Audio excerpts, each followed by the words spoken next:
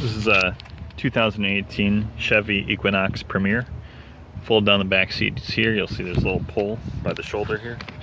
Pull down on there. It's going to fold down the driver's side and the middle portion of the seat. Let's go around here. You'll see the rear hatch.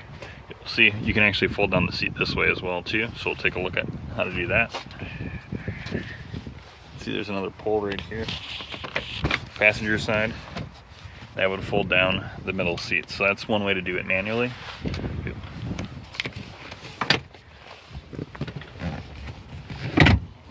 Fold up both those seats. See in the back here, there's two pulls. Pull that, it's gonna, oh, you actually need two hands for that. You can pull back here.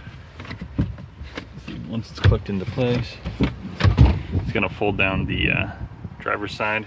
And if we pull the other pull, it's going to fold down the passenger side. So that way you can fold down both halves from the back without having to go around to each side.